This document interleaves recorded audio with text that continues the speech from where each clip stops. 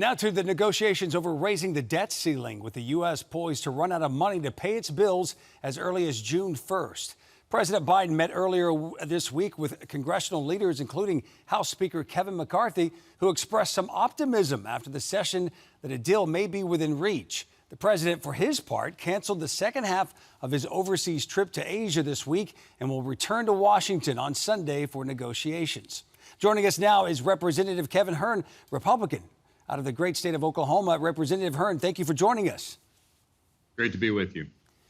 Representative Hern, Senator Joe Biden used to negotiate with Republicans all the time, but the beginning of these talks, President Joe Biden has said no concessions.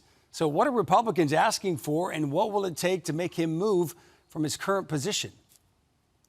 Well, he has to remember that, like you said, when he was a senator and even when he was the vice president, he remembered that it was important to pay our debts. And this president would become the first president in American history not to pay our debts and raise the debt ceiling to do so.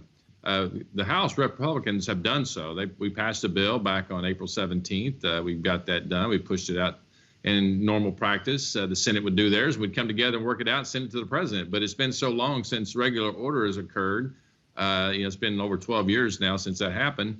And, here we are. The president wanted to leave country with 16 days left, and we put a lot of pressure on him, meaning the House Republicans, in our messaging, and the Republicans in the Senate. And he's decided to cut his trip short and to get this done. So it's about time. It's been almost 100 days since this occurred, and it's about time for him to come to the table. Yeah, nothing like waiting to the last minute, right? Well, more than a dozen Republicans wrote a letter to Senate Majority Leader Chuck Schumer that the Senate should remain in session next week rather than taking its planned recess. Can you share with us the details of that letter, and has he responded? Well, I think also, we did the same thing in the House back on April 12th. I sent a letter out to the Republican conference in the House saying to all of us that we needed to work both night and day and stay here until we got our side of it passed, and we did it just a week later. And so I think the same thing is happening on the Senate side. Senators are working and pushing on their leadership, and that leadership happens to be Democrats on their side of the Capitol, to get their work done as well. Again, the American people are so frustrated with Congress not doing their job and actually sitting down and doing their part of the work and then coming together and resolving that. That's not happening with Senate Democrats. That's not happening with the White House. And so they've got 16 days left to get this done before what Janet Yellen calls one of the most catastrophic events in American history, which is not paying the debts. Republicans in the House have done that.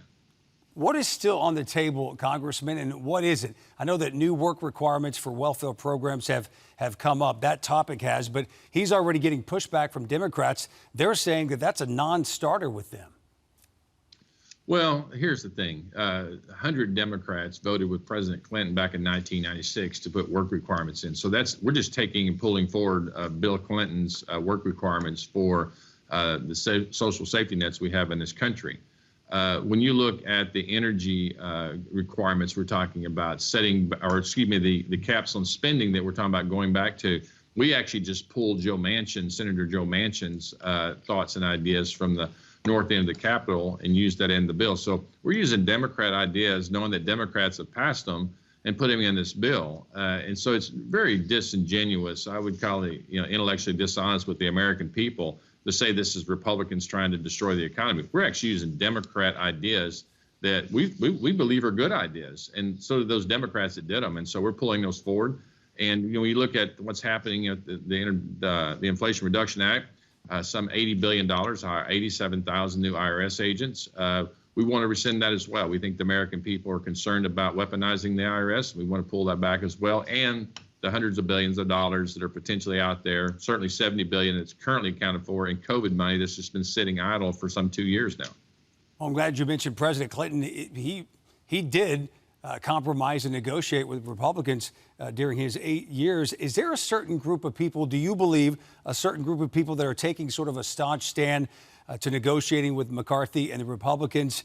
And is that what's holding this up? Are they pulling the strings? Well, here's the thing.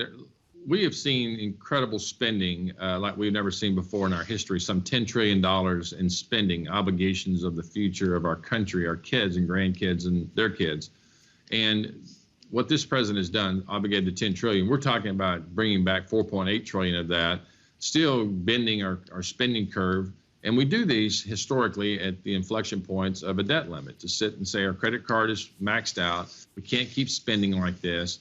We're paying a lot of interest on a daily basis, some over 60 million a day to China for the debt they have of ours and the interest on those debts. We have got to get this spending under control. Over the next decade, we're going to pay over $10 trillion of mandatory spending on just interest on the debt, which will be more than we're spending on defending the freedoms of this country with our Defense Department. So we've got to do this. The American people demand it, and that's what you're seeing right now. Yeah, Congressman, we learned earlier this week that it's $45,000 a second that's being spent. During our interview, that's about $13.5 million. So, Congressman Kevin Hern, we appreciate it from the great state of Oklahoma. Thanks for everything you all do as well. Appreciate you so much.